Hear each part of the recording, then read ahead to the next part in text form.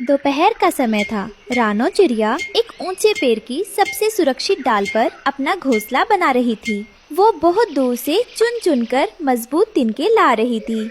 ये वाला तिनका बहुत मजबूत है, इसे ढूंढने में मुझे घंटों लग गए, लेकिन इसकी पकड़ बहुत अच्छी है। लोग कहते हैं कि इतनी मेहनत क्यों, पर उन्हें कौन समझाए कि नींव मजबूत हो तभी छत टिकती है। इससे मेरे बच्चों का घर आंधी तूफान में भी अपनी जगह से नहीं हिलेगा। आज की थकान कल की सुरक्षा और सुकून देगी। मेहनत तो बहुत है, पर अपनों की सुरक्षा के लिए ये कीमत बहुत छोटी है।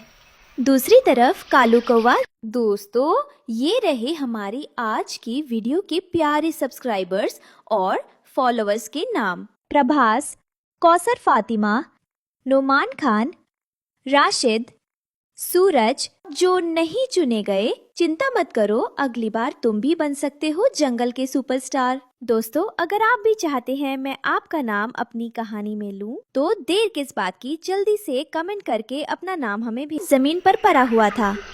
उसे एक एक लकड़ी बीनना दुनिया का सबसे बोरिंग और मुश्किल काम लग रहा था।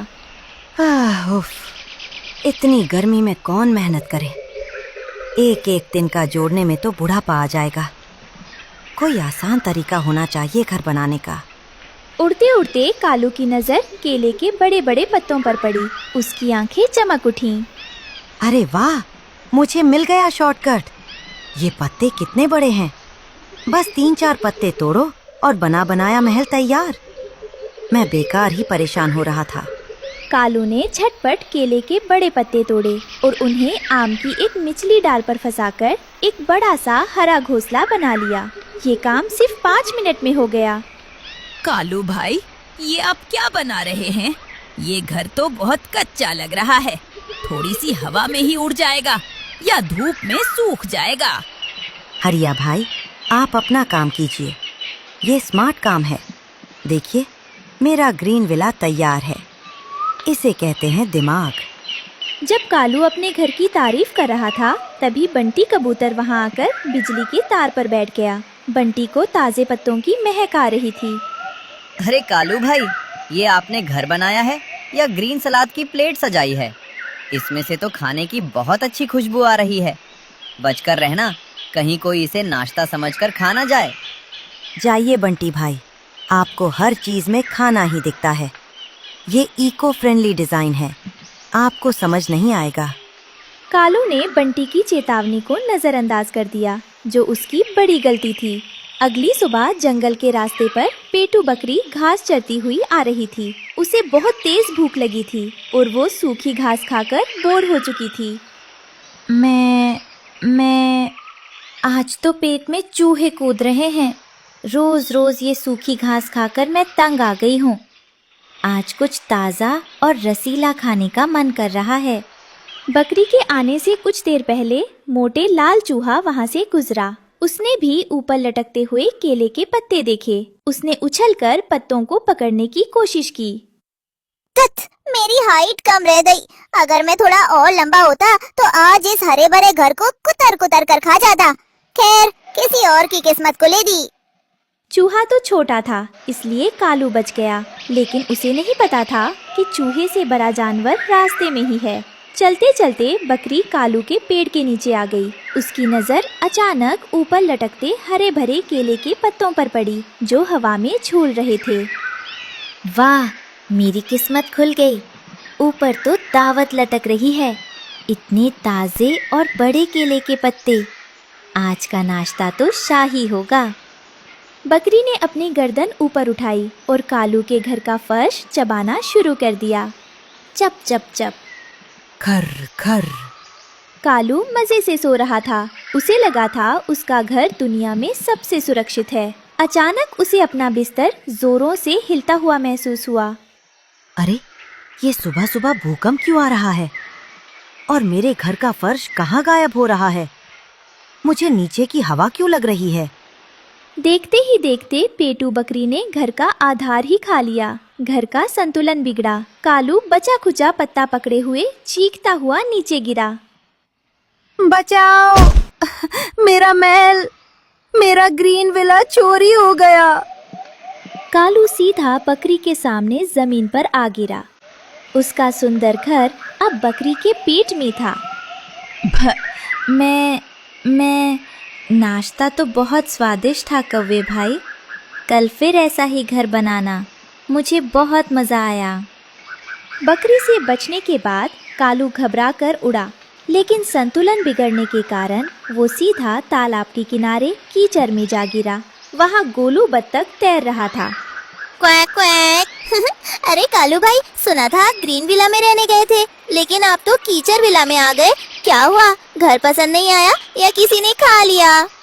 हंसो मत गोलू, आज मेरा दिन ही खराब है। बेघर और रोता हुआ कालू रानू के पास पहुंचा। रानू ने उसे सहारा दिया।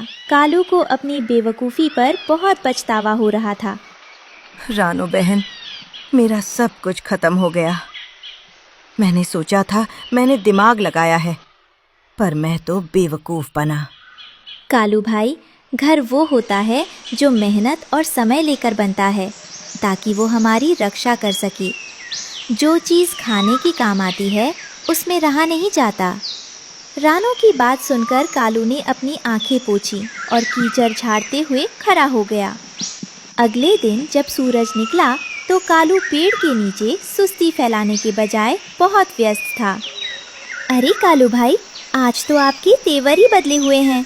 इतनी सुबह सुबह आप काम पर निकल गए, और आपके मुंह में ये जो मोटी और सूखी लकड़ी है, इसकी चमक बता रही है कि आज आपने कुछ बड़ा सोचा है। क्या बात है, आज पंखों सुस्ती की जगह फुर्ती कैसे आ गई?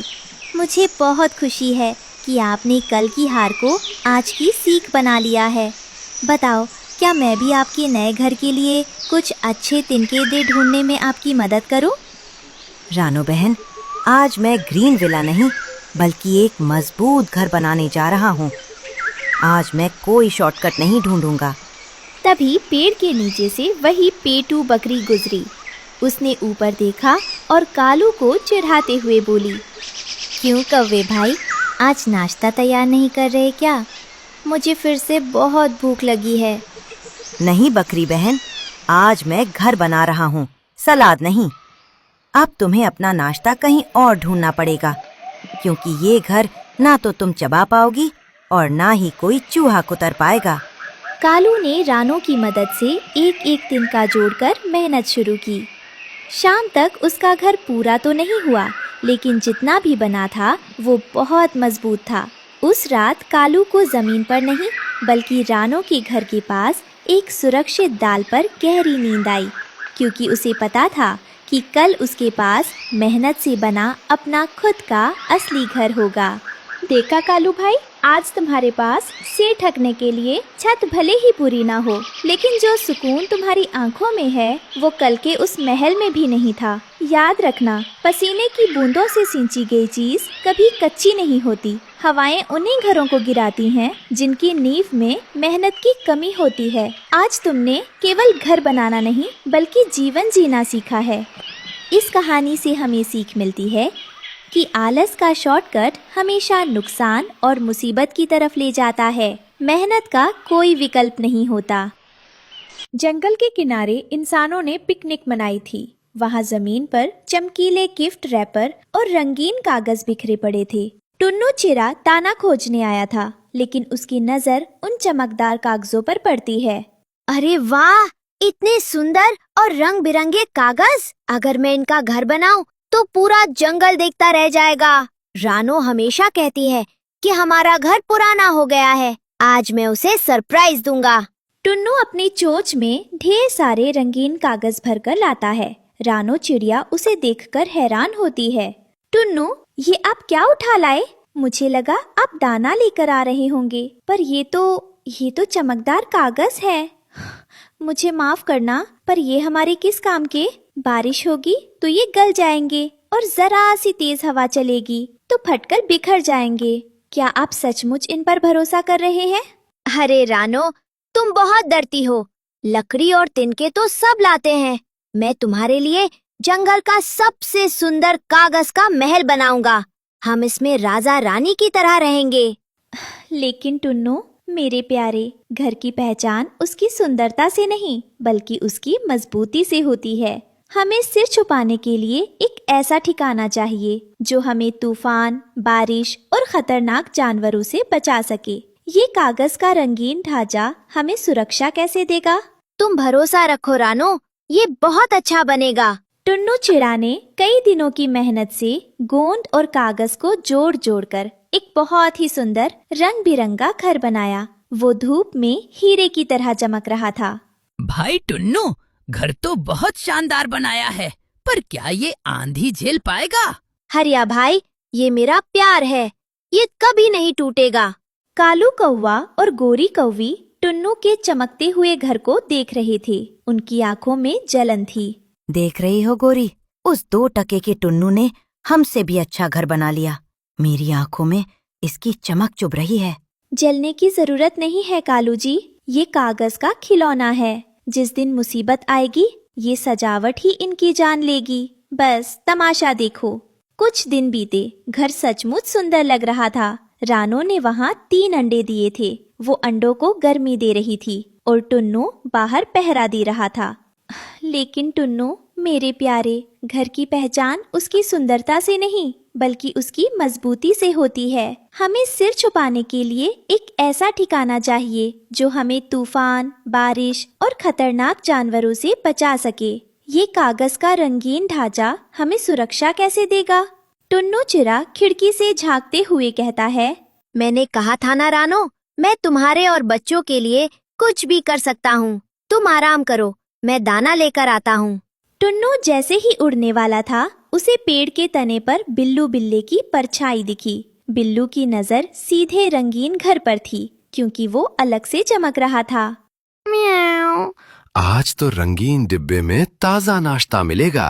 अरे नहीं, बिल्लू बिल्ला ऊपर आ रहा है। रानो, तुम छुप जाओ, बाहर मत निकलना।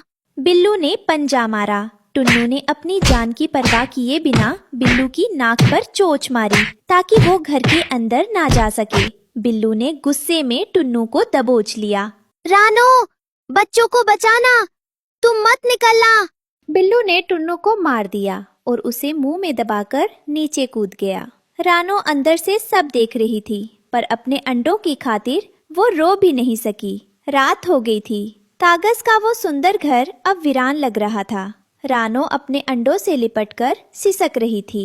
ओह टुन्नू, मेरे प्यारे टुन्नू, आप मुझे इस तरह अकेला छोड़कर क्यों चले थे? क्या आपने एक बार भी नहीं सोचा कि आपके बिना मैं कैसे जी पाऊंगी? और अब मैं इन नाजुक क्षणभंगुर कागज की दीवारों में अपने बच्चों को कैसे सुरक्षित रख पाऊंगी? ये सुंदरता जिस पर हमने इतना गुमान किया था, वही हमारी जान की दुश्मन बन गई। काश मैंने आपकी बात मान ली होती। काश हमने सादा पर मजबूत घर बनाया होता। ये दिखावे की सुंदरता तो श्राप बन गई।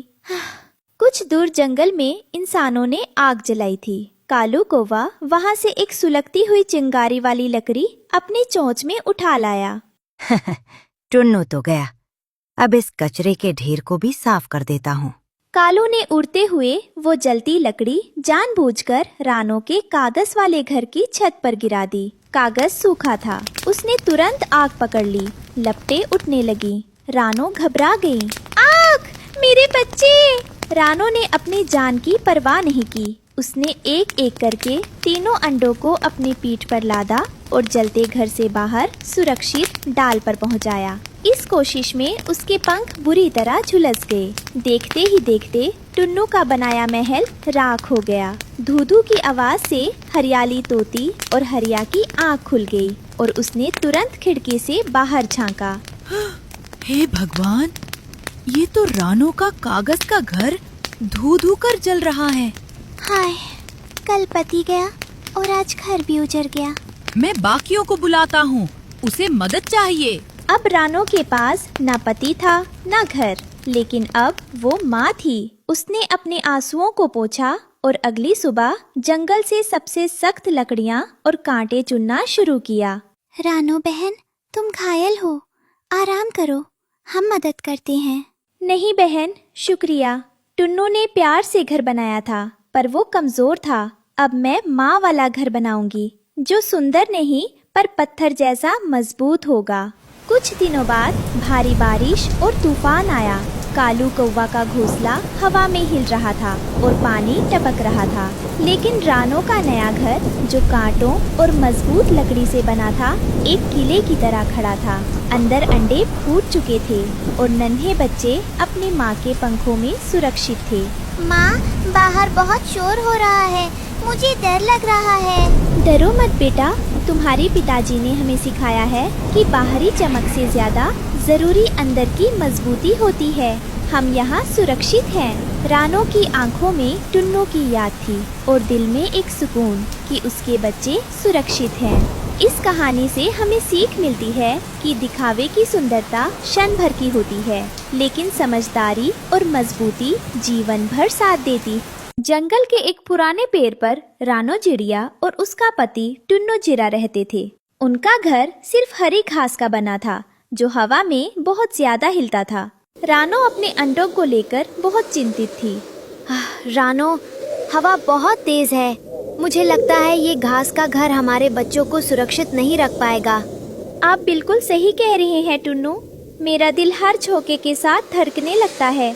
इन नन्हे अंडों की सुरक्षा के लिए मैं कितनी परेशान हूँ ये मैं बता नहीं सकती। लेकिन सच कहूँ तो हम क्या कर सकते हैं। हमारे पास सच में इतना समय नहीं है कि हम शुरू से एक नया और पक्का घोंसला बना सके, और मेरे लिए इन अंडों को छोड़कर कहीं जाना भी संभव नहीं है। क्या कोई ऐसा उपाय है जो जल्दी से हो सके? मैं पास वाले गांव से कुछ मजबूत धागे और रुई लेकर आता हूँ। आप बस अंडों का ख्याल रखना। टुन्नू चिड़ा अपने परिवार की सुरक्षा के लिए मजबूत चीजें ढूंढने नीचे उतरता है, लेकिन उसे नहीं पता था कि जमीन पर मौत उसका इंतजार कर रही है। झाड़ियों के पीछे बिल्लू बिल्ला छिपा हुआ था। आज बहुत दिनों बाद कोई पक्षी इतनी नीचे आया है। आज तो दावत होगी। अचानक झपटने की आवाज आती है। टुन्नू को बिल्लू बिल्ला अपना निवाला बना लेता है। शिकार छोटा था लेकिन बड़ा स्वादिष्ट था। पेट भर गया। अब पेड़ की छांव में सुकून की नींद आएगी। शाम हो गई थी। सूरज ढल रहा था, लेकिन टुन्नू वापस नहीं आया। रानो की धड़कनें बढ़ रही थी। तभी कालू कौवा वहां आता है। कालू भैया, आप यहाँ? क्या आपने टुन्नू को कहीं देखा? वो सुबह ही नीचे गए थे और अभी तक वापस नहीं लौटे हैं। मेरे मन में एक अजीब सी घबराहट हो रही है। क्या आपको पता है कि वो कहाँ गए? मुझे बहुत चिंता हो रही है कि कहीं कोई अनहोनी ना हो गई हो। रानो, मुझे माफ करना। मैंने उसे बिल्लू बिल्ले के पंजों में देखा। वो अब कभी वापस नहीं आएंगे। मैं यही बताने आया था। रानो सन्न रह जाती है। उसकी आंखों से आंसू भिरने लगते हैं। नहीं, नहीं, ये नहीं हो सकता। ये कोई मजाक है ना? वो मुझे और हमारे होने वाले बच्चों को छोड़कर नहीं जा सकते। उन्होंने मुझसे वादा किया था कि वो लौटेंगे और हम मिलकर इस घर को मजबूत करेंगे। अब मैं अकेली इन अंडों को, अपने बच्चों को कैसे संभालूंगी? मेरे पास कोई सहारा नहीं है। हे भगवान, तूने मेरे साथ ये क्या अनर्थ कर दिया? मेरा सब कुछ छीन लिया। रात हो गई थी। रानो अकेली थी। वो अपने पंख फैलाकर अंडों के ऊपर बैठ गई। उसे अपनी नहीं, अपने अजन्मे बच्चों की फिक्र थी। नहीं, मैं ऐसे टूट नहीं सकती। टुन्नू नहीं रहे तो क्या हुआ? मैं एक माँ हूँ और मुझे अपने बच्चों के लिए मजबूत बनना होगा। मैं अपने बच्चों को कुछ नहीं होने दूंगी, चाहे इसके लिए मुझे अपनी जान भी क्यों ना दांव पर लगानी पड़े। इन्हें पालना होगा और इन्हें सुरक्षित रखना होगा। मैं हार नहीं मानूंगी। अगली सुबह जंगल में शोर मच गया। काला नाग पेड़ पर चढ़ाया था। उसने पड़ोस में रहने वाली बबली कबूतरी के घोंसले पर हमला कर दिया था। बचाओ, कोई तो मेरी मदद करो। ये नाग मेरे अंडे खा जाएगा। बबली, यहाँ से उड़ चलो। हम नाग से नहीं लड़ सकते। जान बचाना जरूरी है। रानो ने अपनी आंखों से बबली का घर उजड़ते देखा। उसे एहसास हुआ कि अगला नंबर उसका हो सकता है। उसका घास का घर नाग को रोक नहीं पाएगा। ये नाग आज नहीं तो कल मेरे पास भी आएगा। मुझे किसी की मदद लेनी होगी, लेकिन बिना मतलब के यहाँ कोई मदद नहीं करता। रानो हिम्मत करके पेड़ की सबसे ऊंची डाल पर गई, जहाँ कालू कौवा और गोरी कौवी बैठे थे। कालू भैया, गोरी दीदी, मुझे आप दोनों की मदद चाहिए। मैं अकेली हूँ और काला नाग नीचे घूम रहा है। रानो, हमें अफसोस है, लेकिन हम अपनी जान जोखिम में क्यों डालें? नाग बहुत जहरीला है। मैं जानती हूँ, लेकिन अगर आप मेरे अंडों पर नजर रखेंगे तो मैं आपको उस जगह ले चलूंगी जहाँ किसान रोज मीठे चावल डालते हैं। मीठे चावल? सौदा बुरा नहीं है। ठीक है रानो, तुम दाना लाने जाओ, हम यहाँ पहरा देंगे। रानो जल्दी जल्दी अपने लिए और आने वाले बच्चों के लिए दाना जमा कर रही थी। तभी बिल्लू बिल्ला वहाँ से गुजर रहा था। उसने रानो को उड़ते हुए देखा और उसका पीछा करने लगा। ये चिड़िया बार बार उस सूखे पेड़ की तरफ जा रही है। जरूर वहां इसके अंडे होंगे। आज तो मैं पेड़ पर चढ़कर ही रहूंगा।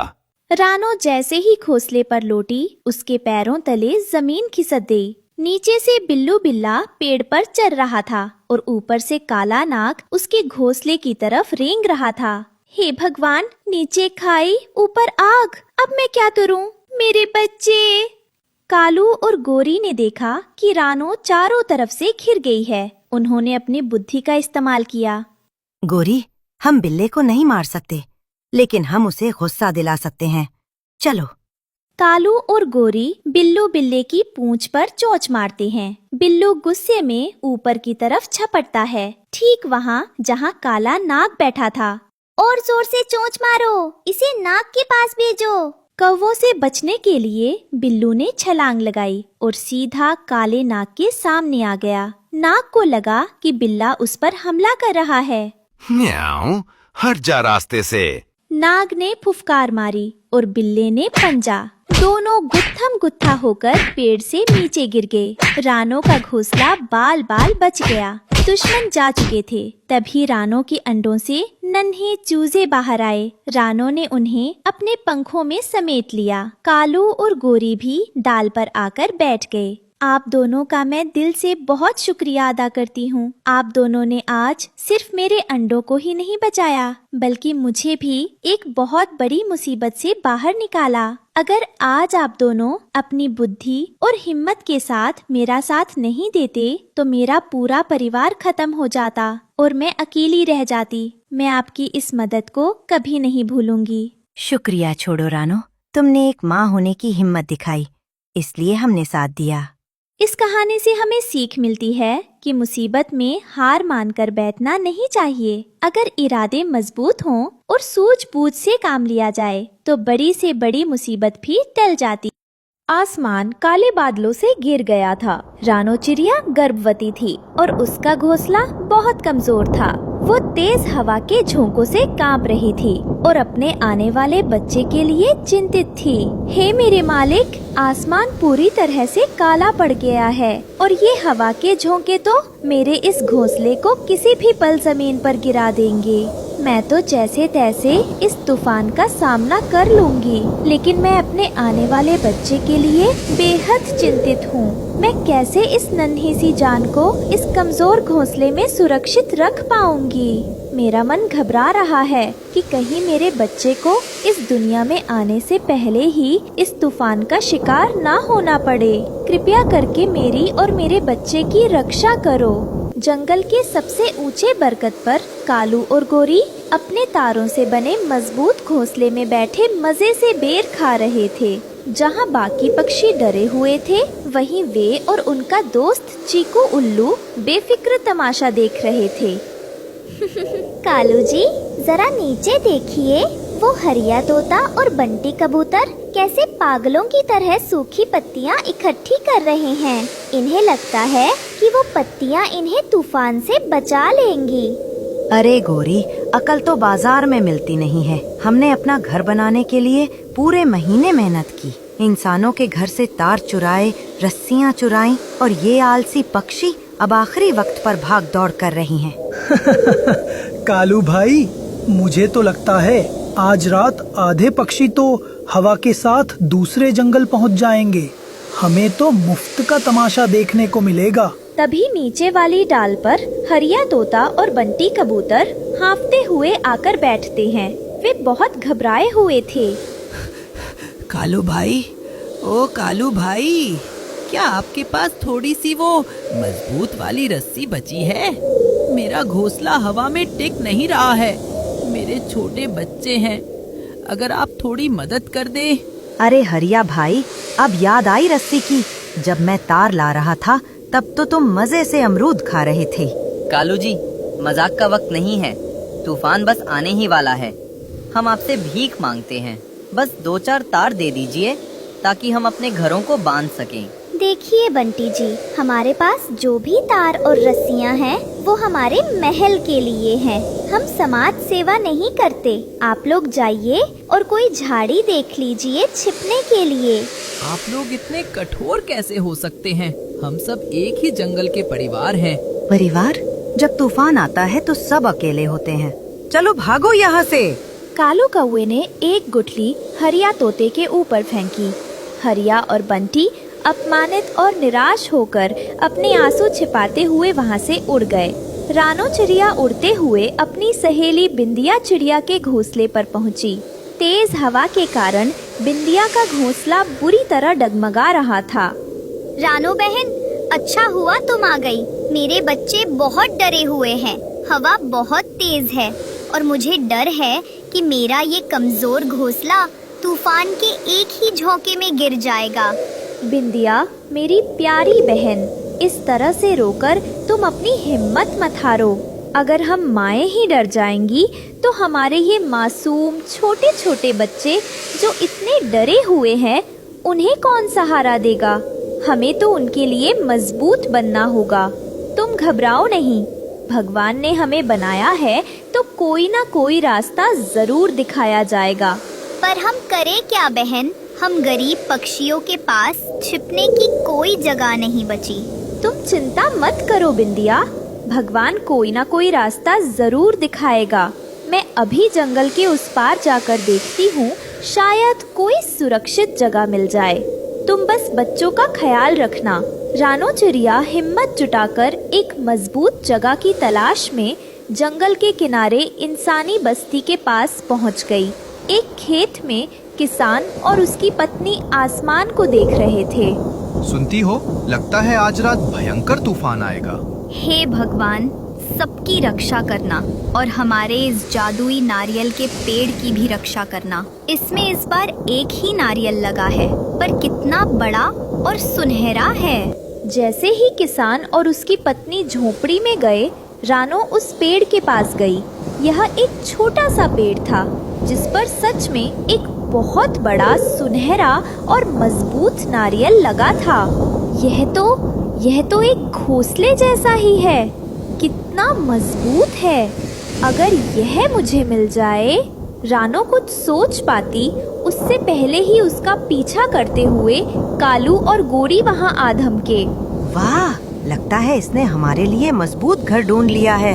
कालू भाई, गोरी बहन, मैं आप दोनों से भीख मांगती हूँ, मुझ पर थोड़ी तो दया कीजिए। मेरे पेट में बच्चा है और मेरा घोंसला पूरी तरह टूट चुका है। मुझे इस नारियल के घर की मुझसे ज्यादा जरूरत है। क्या आपको एक माँ की तकलीफ बिल्कुल दिखाई नहीं दे रही? आप इतने मजबूत घोंसले में रहते हैं, यह एक नारियल आपके क्या काम आएगा?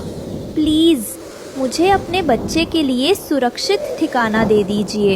यह सिर्फ मेरे बच्चे की जिंदगी का सवाल है। भगवान आपको इसके बदले में बहुत बरकत देगा। चुप कर, ये नारियल अब हमारा है। उन्होंने रानो को चोंच मारकर जमीन पर गिरा दिया। अब ये घर हमारा हुआ। दोनों कौवे नारियल पर बैठकर उसे तोड़ने की कोशिश करने लगे ताकि अंदर जा सके, पर वो बहुत मजबूत था। रानो के रोने की आवाज और कौवों का शोर सुनकर किसान की पत्नी बाहर आई। उसने जमीन पर पड़ी गर्भवती रानो को देखा। अरे, इन दुष्ट कौवों ने बेचारी चिड़िया को घायल कर दिया। हटो यहाँ से। उसने हाथ हिलाकर कालू और बोरी को भगा दिया। फिर वो प्यार से रानो के पास गई। रानो डर रही थी, लेकिन किसान की पत्नी ने उसे उठाया नहीं। उसने बस रानो के सिर पर प्यार से हाथ फेरा और फिर उस जादुई नारियल को छुआ। हे जादुई पेड़, मैं जानती हूँ तुम खास हो। क्या तुम इस बेचारी माँ की मदद कर सकते हो? जैसे ही उस भली औरत ने नारियल को छुआ, वह सुनहरा नारियल ऊपर से जादुई तरह से खुल गया। उसके अंदर एक मजबूत, गर्म और आरामदायक घर था। जाओ चिड़िया, ये घर अब तुम्हारा है। रानो चिड़िया ने कृतज्ञता से उसकी ओर देखा और उड़कर उस नारियल के घर में चली गई। उसी रात भयंकर तूफान आया। कालू कौवे और गोरी कौवी का मजबूत घोंसला भी तिनकों की तरह बिखर गया और वे दोनों ठंड और बारिश में भीगते रहे। दूसरी तरफ उस जादुई नारियल के घर के अंदर रानो चिड़िया ने एक प्यारे से बच्चे को जन्म दिया। मत डरो मेरे बच्चे, हम इस जादुई घर में बिल्कुल सुरक्षित हैं। रानो समझ गई कि लालच का घर तूफान में ढह जाता है, लेकिन दया और नेकी से मिला आशीर्वाद हमेशा रक्षा करता है। एक हरे भरे खेत में एक खरगोश मजे से गाजर खा रहा था। उसे जरा भी अंदाजा नहीं था कि मौत उसे घूर रही है। पास की झाड़ी में खुखार चील शिकारी दुबका हुआ था। क्या शानदार नाश्ता है। ये खरगोश तो खुद चलकर मेरे मुंह में आ रहा है। बस जरा सा और करीब आने दो, सही वक्त का इंतजार है। आज पेट भर कर दावत होगी। खरगोश जैसे ही गाजर खाने में मसरूफ हुआ, चील ने तेजी से उस पर हमला कर दिया। खेत में चीख पुकार मच गई। खेत से कुछ दूर रानो चिड़िया अपने 2 छोटे बच्चों गुड़िया और कुकू के साथ रहती थी। उसका घर एक बड़े से गाजर जैसा दिखता था। वो गाजर की खेती करती थी। माँ, वो चील की आवाज थी। मुझे बहुत डर लगता है। घबराओ नहीं मेरे बच्चों, आप लोग घर के अंदर रहो। मैं बाजार से जल्दी आ जाऊंगी। आज ये गाजरें बिक गईं तो शाम को हम पेट भर खाना खाएंगे। माँ, क्या हमारा घर सच में जादुई है? बेटा, मेहनत ही असली जादू है। रानो अपनी छोटी सी टोकरी में ताजा गाजरें लेकर बाजार पहुंची। ताजी गाजरें ले लो, मीठी गाजरें। अरे कालू जी, देखिए तो, ये चिड़िया आज फिर अपनी गंदी गाजरें लेकर बैठ गई। अरे रानो, सुना है तेरे घर का डिजाइन बड़ा नायाब है। वो गाजर वाली झोपड़ी हमें दे दे। ठाकुर साहब, वो मेरे बच्चों के सर की छत है, मैं उसे कैसे दे सकती हूँ। आप मेरी गाजरें खरीद लीजिए। तेरी ये 2 गाजरें? कालू ठोकर मारकर रानो की टोकरी गिरा देता है। चल हट यहाँ से। रानो रोते हुए अपनी बिखरी हुई गाजरें उठाने लगी। रानो खाली हाथ रोते हुए घर लौट रही थी। या खुदा, ये कैसी मुश्किल जिंदगी है। मैं इतनी मेहनत करती हूँ, फिर भी मेरे बच्चे एक वक्त के खाने को तरसते हैं। तभी एक खूबसूरत रंगीन तितली आकर रानो के कंधे पर बैठ गई। तुम कितनी खुशकिस्मत हो, तुम्हें ना घर की फिक्र है ना खाने की। देखो, मेरे पास अपने बच्चों को खिलाने के लिए कुछ नहीं है। रानो घर पहुंची तो उसने देखा कि गुड़िया और कुकू बाहर खेल रहे थे। तभी आसमान से वो ही चील शिकारी नीचे आया। खरगोश तो चूक गया, लेकिन ये चिड़िया के बच्चे अच्छा शिकार रहेंगे। गुड़िया, कुकू, अंदर भागो। रानो ने फौरन दरवाजा बंद कर लिया। चील गुस्से में दरवाजे पर पंजा मारकर उड़ गया। गुस्से और भूख से तिलमिलाया हुआ चील शिकारी खाली हाथ अपने घोंसले में लौटा। वहाँ उसकी पत्नी माही चील उसका इंतजार कर रही थी। आ गए खाली हाथ? सुबह तो बड़ी बड़ी बातें कर रहे थे कि आज खरगोश का नाश्ता करेंगे। तुम खामोश रहो। वो खरगोश तो हाथ से निकल गया, लेकिन क्या फिर उन छोटे चिड़िया के बच्चों पर हमला करने चले गए? आपको शर्म नहीं आई? इतने ताकतवर होकर उन मासूमों का शिकार करते। शिकार होता है, छोटा हो या बड़ा। वो रानो बीच में आ गई, वरना क्या? आप 2 मासूम बच्चों को भी नहीं पकड़ पाए। जंगल के सबसे खूंखार शिकारी कहलाते हैं और एक माँ से हार गए। लानत है ऐसी ताकत पर। चील शिकारी अपनी पत्नी के तानों से और भी ज्यादा भड़क उठा। देखना, कल मैं उन बच्चों को और उस चिड़िया को तीनों को उठा कर लाऊंगा। ये मेरा वादा है। रानो हिम्मत करके कालू ठाकुर के पास गई। ठाकुर साहब, मुझ पर रहम करे, मेरे बच्चे 2 दिन से भूखे हैं। चील शिकारी उनकी जान के पीछे पड़ा है, मुझे बस 2 रोटी का आटा दे दीजिए। बढ़िया ही रहम मांगने वाली, जब हमने तेरा गाजर वाला घर मांगा था तब कहाँ गई थी तेरी जबान? सुन रानो, तेरे पास सिर्फ कल तक का वक्त है। या तो वो घर खाली कर दे या फिर मैं खुद आकर उसे तोड़ दूंगा। और हाँ, यहाँ भीख मांगने दोबारा मत आना। रानो एक पेड़ के नीचे बैठकर फूट फूट कर रो रही थी। क्या हुआ रानो बहन, तुम इस तरह क्यों रो रही हो? कालू ठाकुर मेरा घर छीनना चाहता है। चील मेरे बच्चों का दुश्मन बना है। मैं क्या करूं, कहाँ जाऊं? रानो, हम सब गरीब हैं। हम उस जालिम ठाकुर का मुकाबला कैसे करेंगे? बहन, मेरे पास ये बस थोड़े से दाने हैं। आज तुम बच्चों को ये खिला दो, कल का मालिक देखेगा। अगली सुबह रानो और उसके बच्चे घर में सहमे हुए बैठे थे। निकल बाहर रानो, आज तेरा ये घर हमारा होगा। कालू ने गाजर की खेती को उजाड़ना शुरू कर दिया। नहीं, ऐसा जुल्म मत करो, मेरे बच्चों पर रहम करो, हम बेघर हो जाएंगे। चील शिकारी आसमान से ये सब तमाशा देख रहा था। इस कालू कौवे की इतनी हिम्मत, ये मेरे शिकार को भगा रहा है। इन बच्चों पर, इस घर पर सिर्फ मेरा हक है। हट जा जालिम कौवे, ये मेरा शिकार है। तूने इन पर नजर डालने की हिम्मत कैसे की? कालू और चील में भयंकर लड़ाई होने लगी। रानो ने इस लड़ाई का फायदा उठाया। उसने झट से दरवाजा मजबूती से बंद कर लिया। बचाओ, छोड़ दे मुझे जाने दे। जख्मी कालू कौवा भी अपनी जान बचाकर वहाँ से भाग खड़ा हुआ। देखा आपने, मैं कहती थी उस चिड़िया के पास मत जाओ, वो मामूली नहीं है। चुप रहो। उस रानो ने जरूर उस खुखार चील को अपनी हिफाजत के लिए रखा है। वो चील उसका पहरेदार बन गया है। अब हम उस गाजर वाले घर की तरफ देखेंगे भी नहीं। वो चील हमें जिंदा नहीं छोड़ेगा।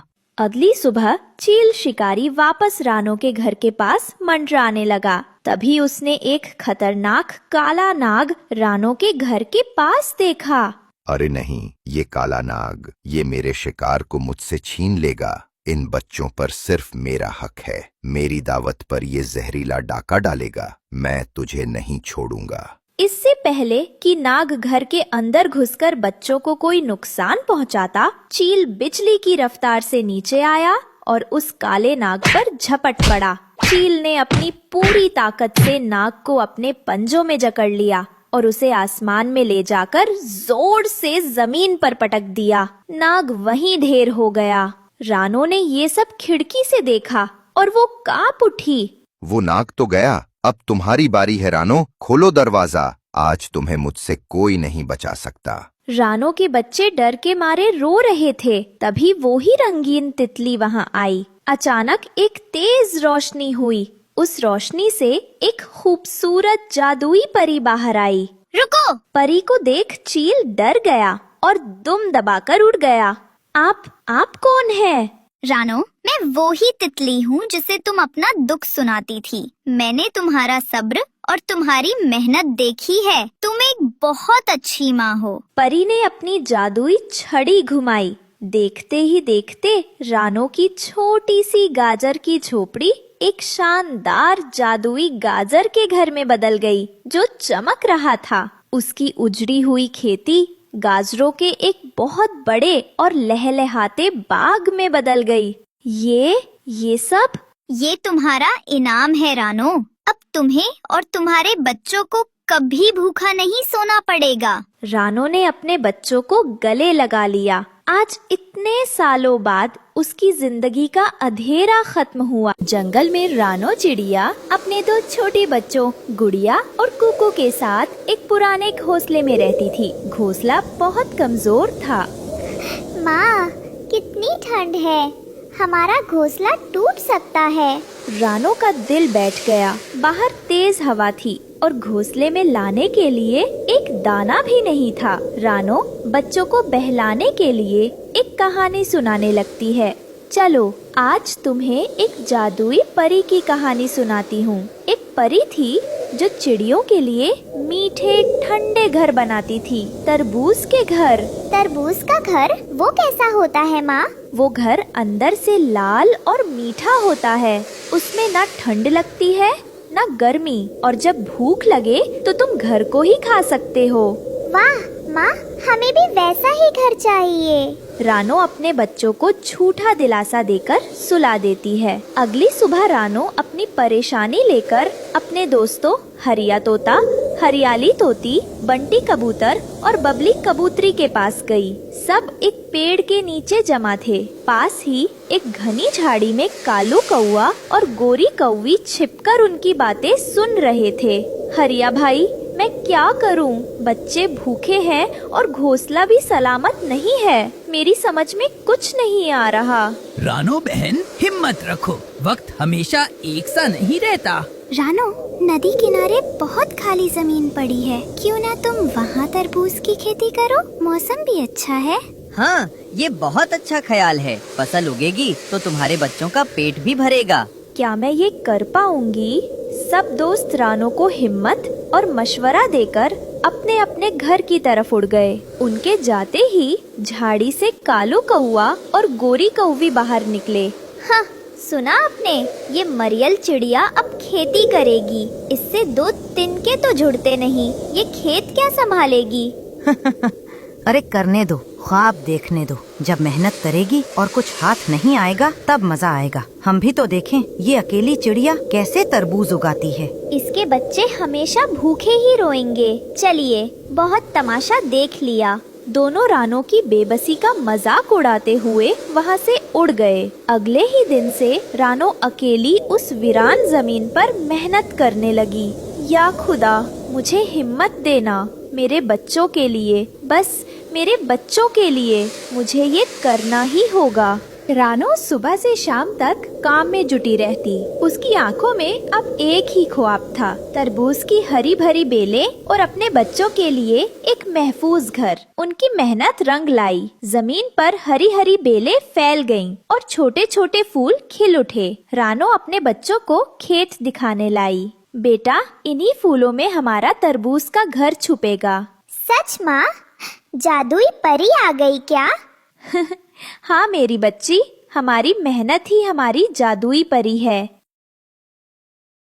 बेलों पर अब छोटे छोटे तरबूज लगने लगे थे। रानो की खुशी का ठिकाना नहीं था। तभी आसमान में एक साया मंडराया। वो शिकारी चील थी। वाह रानो, आजकल खेती बाड़ी होने लगी है। ये सब क्या है? शिकारी चील, ये मेरे बच्चों के लिए है, बस थोड़ी सी फसल। ये जंगल मेरा है, यहाँ जो भी उगेगा वो मेरा है, या फिर सब तबाह हो जाएगा, समझी तुम? चील धमकी देकर उड़ गई। रानो का दिल खौफ से भर गया। दूर झाड़ियों में छिपे कालू कौआ और गोरी कौवी ये सब देखकर खुश हो रहे थे। देखा, अब आएगा मजा। एक तरफ जालिम चील और दूसरी तरफ हम। देखते हैं ये कैसे बनाती है अपना घर। चील की धमकी से उसका दिल कांप रहा था। उसे अपने बच्चों का भूखा चेहरा याद आया और वो फौरन अपने दोस्तों से मदद मांगने निकली। नहीं, मैं अपनी मेहनत ऐसे बर्बाद नहीं होने दूंगी। वो मेरी मदद जरूर करेंगे। वो सबसे पहले हरिया तोता और हरियाली तोती के घर पहुंची। हरिया भाई, गजब हो गया। क्या हुआ रानो बहन, आप इतनी घबराई हुई क्यों हैं? वो शिकारी चील, वो मेरे खेत को तबाह करने की धमकी दे गई है। कहती है सारी फसल उसकी है। चील? हरिया भाई, आपने ही कहा था कि आप सब मेरे साथ हैं। क्या आप आज रात खेत की रखवाली में मेरी मदद कर सकते हैं? मैं अकेली उस जालिम का मुकाबला कैसे करूंगी? रानो बहन, वो चील बहुत खतरनाक है। अगर उसने हमें आपके साथ देख लिया तो वो हमारे घोंसले को भी नहीं छोड़ेगा। हमारे भी छोटे बच्चे हैं। आप हमें माफ कर दें। वो बिना कुछ कहे बंटी कबूतर के घर की तरफ उड़ चली। बंटी भाई, बबली बहन। कहो रानो बहन, सब खैरियत? बंटी भाई, मेरी मेहनत खतरे में है। चील, उसका नाम सुनकर ही हमें डर लगता है। भाई, बस आज रात पहरा देना है। रानो बहन, मशवरा देना एक बात है, लेकिन चील से दुश्मनी लेना ये हमारी बस की बात नहीं। हम तो वैसे ही सीधे साधे कबूतर हैं। आप उस खेत को छोड़ क्यों नहीं देती? जान है तो जहान है। ये सुनकर रानो सुन पड़ गई। उसे एहसास हो गया कि इस मुश्किल घड़ी में वो बिल्कुल अकेली है। वो अपने दोस्तों को कोई जवाब दिए बिना वापस अपने खेत की तरफ लौट पड़ी। कोई बात नहीं, अगर मेरे दोस्त नहीं आ सकते तो क्या हुआ, मैं खुद अपने बच्चों का घर बसरने से पहले उजड़ने नहीं दूंगी। रानो ने अपने बच्चों को घोंसले में महफूज किया और खुद खेत के पास एक ऊंचे पेड़ पर छिपकर बैठ गई। वो रात भर जागकर अपनी फसल की रखवाली करना चाहती थी। बस थोड़ी देर और, ये रात बस कट जाए। लेकिन दिन भर की मेहनत और रात भर के पहरे से रानो थक चुकी थी। सुबह होने से ठीक पहले उसकी आंख लग गई। जब रानो की आंख खुली तो सूरज निकल आया था, लेकिन सामने का मंजर देखकर उसके पैरों तले जमीन खिसक गई। माँ, ये सब किसने किया? खेत तबाह हो चुका था। सारी बेलें उखड़ी पड़ी थी। छोटे छोटे तरबूज कुचले हुए थे। रानो समझ नहीं पाई कि ये काम चील का है या किसी और का, लेकिन उसकी दुनिया उजड़ चुकी थी। माँ, हमारी फसल, ये सब किसने किया? रानो वहीं जमीन पर बैठ गई। उसकी आंखों से आंसू भी नहीं निकल रहे थे। वो बस अपने कुचले हुए ख्वाबों को देख रही थी। रानो के बच्चों का रोना सुनकर हरिया तोता, हरियाली तोती, बंटी कबूतर और बबली कबूतरी भागे भागे आए। तबाही का मंजर देखकर सब खामोश हो गए। रानो बहन, ये क्या हो गया? रानो ने धीरे से एक टूटे हुए तरबूज के टुकड़े को उठाया। वो अभी पका भी नहीं था। तभी वहाँ कालू कौवा और गोरी कौवी भी आ गए।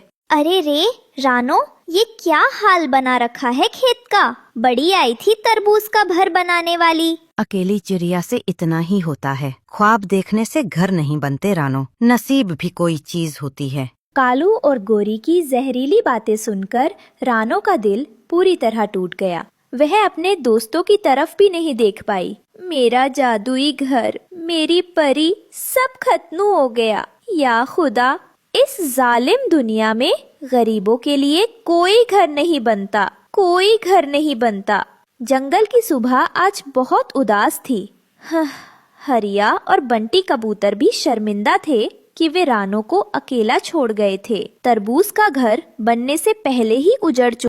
एक हरे भरे नीम के पेड़ की सुरक्षित डाल पर बना घोंसला। रानो चिड़िया अपने अंडे को बड़े प्यार से देख रही थी। अंडा हिल रहा था, जिसका मतलब था कि जल्द ही नन्हा बच्चा बाहर आने वाला है। बस थोड़ा इंतजार और मेरे बच्चे, मैं आपके लिए बहुत सारा खाना जमा कर लूं, फिर आप बाहर आना। कालू कौवा अपनी तेज नजरों से रानो के घोंसले को घूर रहा था। उसे रानो की खुशियां बर्दाश्त नहीं हो रही थी। रानो बहुत खुश दिख रही है। अगर मैं इसके अंडे को जमीन पर गिरा दूं, तो इसका सारा घमंड टूट जाएगा। आज मैं इसे सबक सिखाऊंगा। कालू तेजी से नीचे झपटा। दोस्तों, ये रहे हमारी आज की वीडियो के प्यारे सब्सक्राइबर्स और फॉलोअर्स के नाम।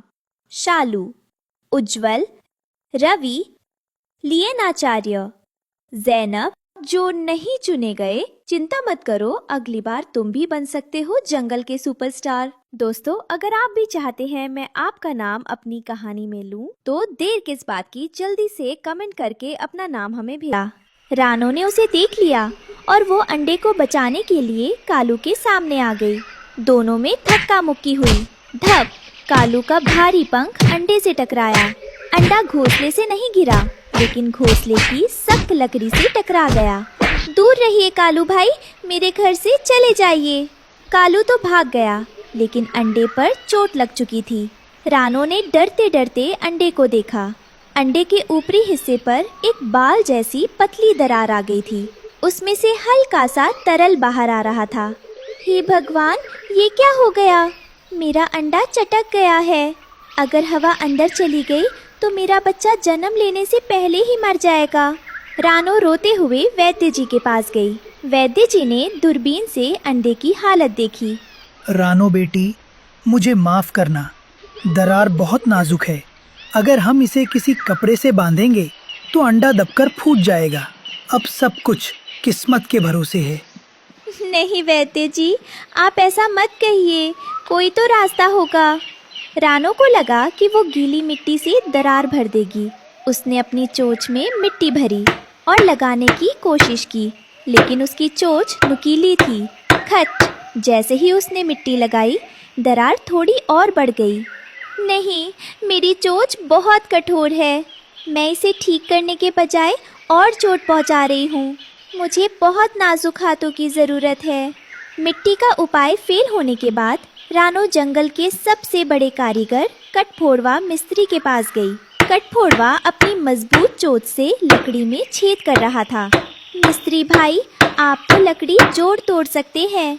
मेरे अंडे में एक बारीक दरार है। क्या आप अपनी कारीगरी से उसे बंद कर सकते हैं? माफ करना रानो बहन, मेरी चोंच हथौड़ा है, सुई नहीं। मेरा काम तोड़ना है, जोड़ना नहीं। अगर मैंने तुम्हारे नाजुक अंडे को छूने की कोशिश भी की तो वो चूर चूर हो जाएगा। तुम्हें किसी ऐसे के पास जाना होगा जो बहुत छोटा और कोमल हो। रानो की उम्मीद एक बार फिर टूट गई। रानो थक हार कर रानी चींटी के पास गई। रानो की आंखों में बेबसी थी। रानी बहन, आप मेरी आखिरी उम्मीद है। मेरे अंडे में दरार आ गई है। मुझे आपके कारीगरों की ज़रूरत है जो बिना चोट पहुंचाए उस दरार को भर सके। घबराइए मत रानो बहन, एक माँ का दर्द मैं समझती हूँ। मेरी सेना तैयार है। रानी चींटी ने अपनी सेना को 2 हिस्सों में बांटा। एक टुकड़ी बबूल के पेड़ पर चढ़ी और वहाँ से ताज़ा चिपचिपा गोंद इकट्ठा करने लगी। चींटियाँ अपनी पीठ पर गोंद के छोटे छोटे टुकड़े लाद रही थी। जल्दी करो साथियों, सूरज ढलने से पहले हमें अंडे तक पहुँचना है। नज़ारा देखने लायक था। हजारों नन्ही चींटियाँ अंडे के ऊपर चढ़ गईं। उन्होंने पहले बबूल का गोंद दरार में भरा और फिर ऊपर से बहुत बारीक मुलायम मिट्टी का लेप लगाया। वे इतने धीरे काम कर रही थी कि अंडे को जरा भी झटका नहीं लगा। सावधानी से, दरार पूरी तरह बंद होनी चाहिए। रानो सांस रोके हुए देखती रही। लेप तो लग गया था, लेकिन उसे सूखने के लिए गर्मी चाहिए थी। रानो अंडे पर बैठी थी और रानो के चारों तरफ हजारों चींटियों ने एक जीवित घेरा बना लिया था ताकि ठंडी हवा अंडे तक न पहुँचे। धन्यवाद नन्हे दोस्तों, आज आपने साबित कर दिया कि शरीर छोटा हो सकता है लेकिन दिल नहीं। रात को जब चींटियां अंडे का इलाज कर रही थी, कालू कौवा खबर लेने चमगादड़ के पास गया। चमगादड़ रात में देख सकता था।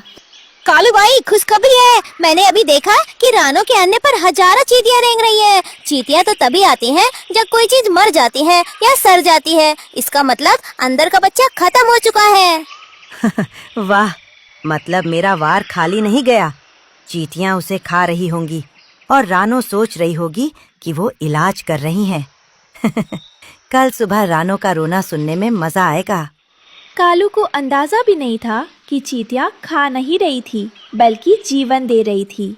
सूरज की पहली किरण घोंसले पर पड़ी। अचानक एक आवाज आई, कड़क। अंडा उसी जगह से नहीं टूटा जहां दरार थी, बल्कि दूसरी तरफ से टूटा और उसमें से एक स्वस्थ चूजा बाहर आया। उस चूजे की पीठ पर एक लाल निशान था। जी। मेरा बच्चा, तुम ठीक हो? अंडे से बच्चे के सही सलामत निकलने की खबर पूरे जंगल में आग की तरह फैल गई। जब रानो अपने बच्चे को धूप दिखा रही थी, तभी वहाँ रानी मधुमक्खी उड़ते हुए आई। मुबारक हो रानो, मैंने सुना कि कैसे चींटी बहन ने कमाल कर दिया। मैं इस जादुई बच्चे के लिए अपनी छत्ती का सबसे ताज़ा और मीठा शहद लाई हूँ। ये बच्चा बड़ा होकर बहुत नाम कमाएगा। धन्यवाद मधुमक्खी बहन, आज मेरे बच्चे के पास जंगल की सबसे अच्छी माताओं का आशीर्वाद है। शहद चखकर नन्हे चूजे ने खुशी से पंख फड़फड़ाए, जैसे वो सबका शुक्रिया अदा कर रहा था। कुछ दिनों बाद रानो और रानी चींटी अपने अपने बच्चों के साथ बगीचे में थी। कालू कौवा दूर पेड़ के पीछे छिपा हुआ शर्मिंदा हो रहा था। रानी बहन, मेरे बच्चे की पीठ पर ये निशान हमेशा याद दिलाएगा कि जब बड़ी ताकत हार गई थी, तब आपकी छोटी सी कोशिश ने जिंदगी बचाई।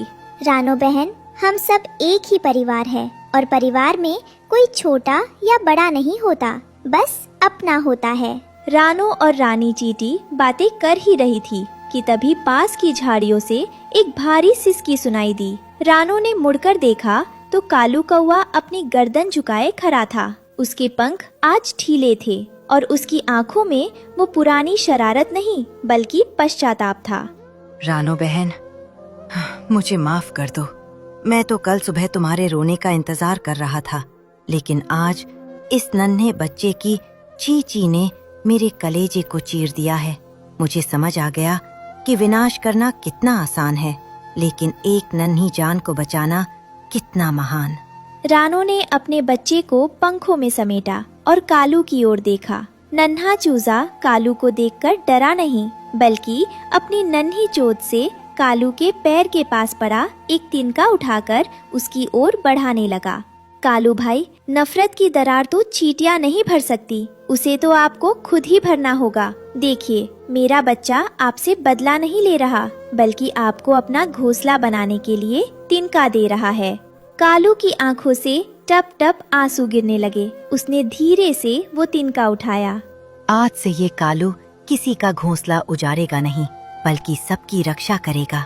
रानो बहन, क्या मैं तुम्हारे बच्चे के लिए जंगल के सबसे ऊंचे पेड़ से शीतल जल ला सकता हूँ? रानो ने मुस्कुराकर सिर हिला दिया। रानी चींटी और उसकी सेना ने एक सुर में जय हो का नारा लगाया। उस दिन जंगल ने सीखा कि माफी मांगने वाला छोटा नहीं होता और माफ करने वाला सबसे बड़ा होता है। इस कहानी से हमें सीख मिलती है कि संगठन और सूझबूझ से बड़ी मुसीबत का इलाज किया जा सकता है।